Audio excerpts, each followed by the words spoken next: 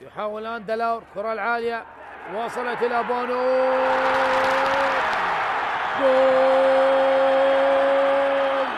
جول جول جول جول.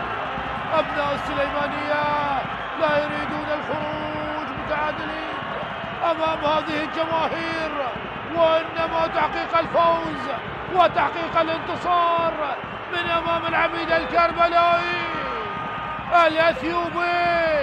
في الدقيقة 90 في الدقيقة القاتلة يسجل هدف الفوز لنادي نوروز.